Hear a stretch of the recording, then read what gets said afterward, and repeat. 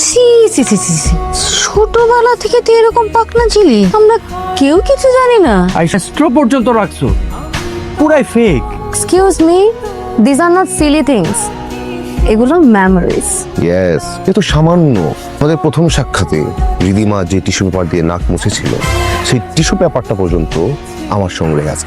কিন্তু তার মানে তো এই না যে তুমি আমার মেয়েকে বিয়ে করার যোগ্য। মুখ সামলে কথা বলুন শালাবাবু। আমি রিদিমাকে ভালোবাসি। আমাদের ভালোবাসা পবিত্র, আমাদের ভালোবাসা ফুলের মতো পবিত্র। আর তোমার বিষয় সম্পত্তির উপর আমাদের কোনো লোভ নেই। ইয়েস, যদি দরকার হয় প্রয়োজনে আমি মাহিমের সাথে এই বাড়ি ছেড়ে চলে যাব। ওষুধ ছেড়ে যাবে মানে? কোথায় যাবি? কোথায় থাকবি? তুই খাবি কি? আম্মাজান, এর কিছু একটা ব্যবস্থা হয়ে যাবে আম্মাজান। আমরা একসাথে রিক্সা চালাবো, প্রয়োজনে আমি পাথর ভেঙে উপার্জন করবো, তো আমি রিদিমাকে কষ্টে থাকতে দিব না। আজ দেরি করার জায়গা মানে মনে হচ্ছে জসিমার সাবানার কোনো বাংলা সিনেমার আমি কাহিনী শুনতেছি। চুপ!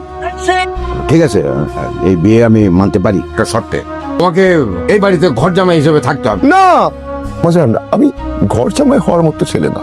ঠিক আছে বাবা, থাকবে থাকবে, কীর্তন থাকতে হবে। আমরা রাজি। আমি এটা শেষ দেখে ছাড়বো।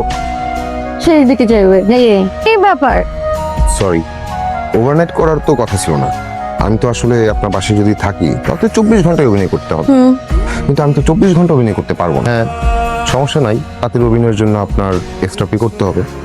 ঠিক আছে, আমি আপনাকে এক্সট্রা পে করব, কিন্তু রাতে এক ঘরে কোনোভাবেই থাকা যাবে না। আপনি একদম চুপি চুপি এখান থেকে চলে যাবেন। কি মুশকিল, বিয়ে করলে আমি থেকে যেতে পারতাম। হ্যাঁ, আপনি স্থুপেন নাকি?